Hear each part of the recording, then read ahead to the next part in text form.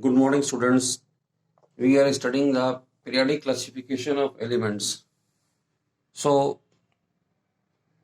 I have talked you about the Mendeleev's periodic table, where I told you that Mendeleev have classified the elements according to their atomic masses. Okay. His law was क्या law था उनका? That physical and chemical properties of elements are periodic functions of their atomic masses. So अभी मैं आपको आज जो उनकी periodic table है एक बार डिस्कस करने जा रहा हूँ. मैंने आपको इसका करेक्टरिस्टिक्स मैंने बता रखी हैं कि यहाँ पर मेंडलीव ने ये जो पर्पल क्लास देखिए 1 2 3 4 5 6 7 8 ये ग्रुप्स बना रखे हैं.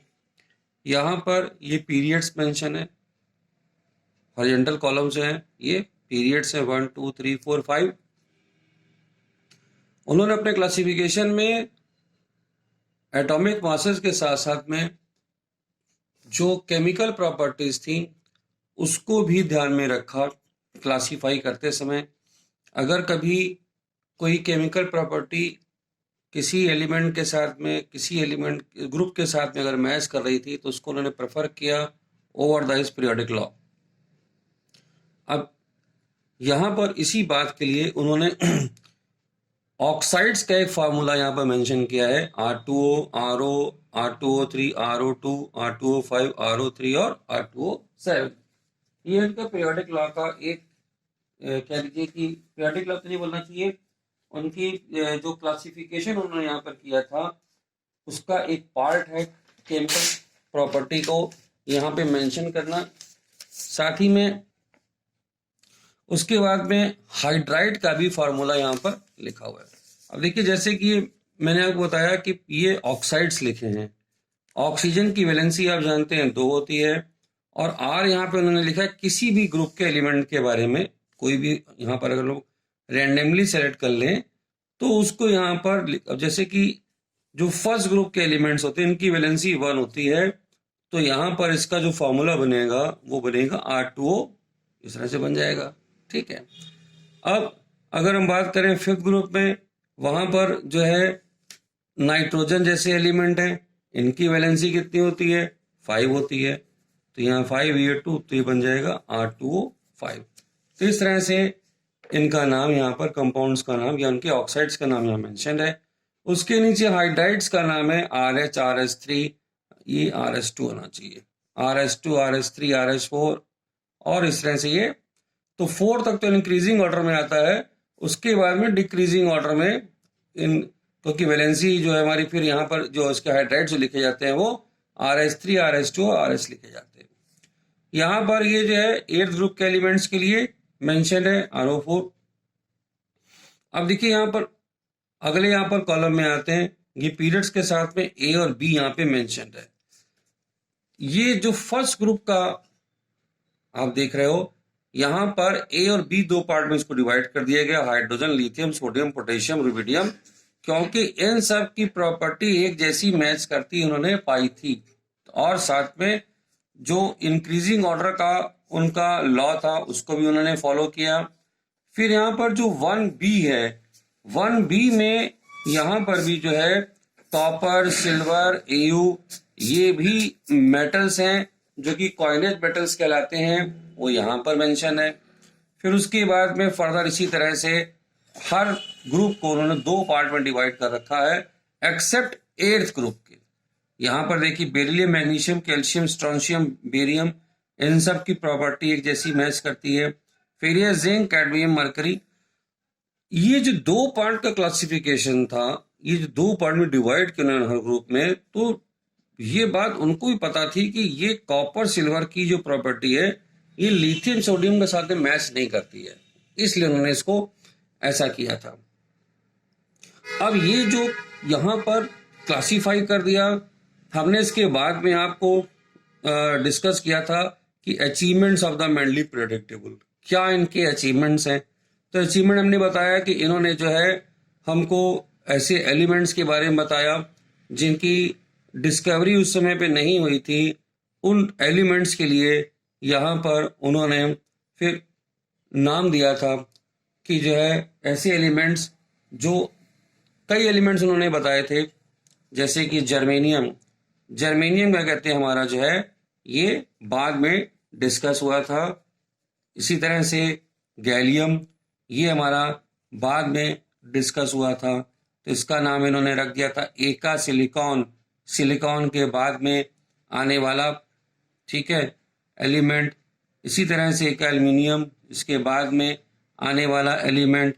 तो ये एलिमेंट्स ऐसे थे जिसको उन्होंने पहले से प्रिडिक्ट कर दिया था कि ये एलिमेंट आगे चलकर मिलेंगे, और इनकी केमिकल और फिजिकल प्रॉपर्टी भी उन्होंने पहले से बता दी थी, जिसको बाद में चेक किया गया तो वो एज इट ही मिली थी उनको केमिकल प्रॉपर्टी।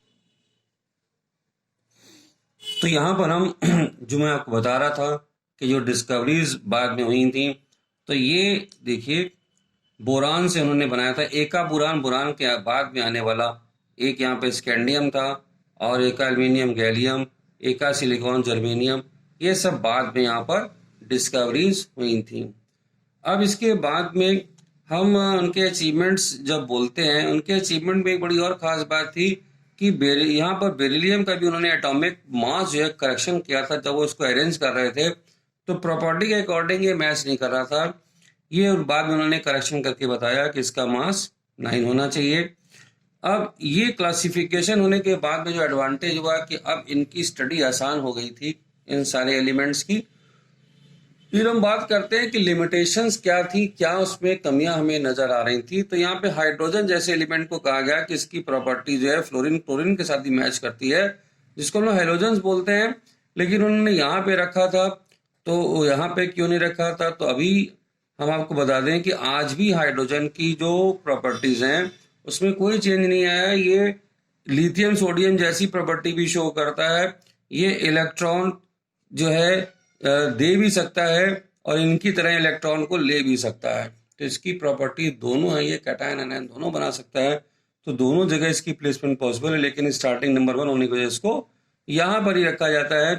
फिर इसके बाद में बोला गया कि उनकी उसमें कि कुछ एलिमेंट ऐसे थे जो गलत प्लेसमेंट थी, जैसे कोबाल्ट का 58.93 है, ये 58.71 है।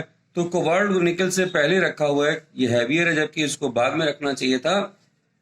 लेकिन यहाँ पर जो कोबाल्ट की जो प्रॉपर्टी थी वो इन सब के साथ मैच कर रही थी, इसलिए उन्होंने इसी के साथ में इसी ऑर्डर में इसको प्लेस किया। ये एक दूसरी क्या कहते हैं कमी बताई जाती है। फिर कहा जाता है कि कॉपर को इन्होंने फर्स्ट ग्रुप में यहाँ पर प्लेसमेंट कर दी थी, कॉपर जो कि कॉइनेज मेटल है, और ये हमारे जो है एल्कली मेटल है। तो ये डिफरेंस है। बट लेकिन हम ये जानते हैं कि उन्होंने यहाँ पर इसका डिवीजन कर रखा था 1B इस तरह से, क्योंकि उनको भी आइडिया था कि ये प्रॉपर्टीज अलग हैं, ये अलग होना चाहिए यहाँ पर। तो ये कुछ ऐसी चीजें थी जो उस समय कमी बताई गई, लेकिन फिर भी जब मोर लेस जो क्लासिफिकेशन किया था वो काफी हद तक सही था।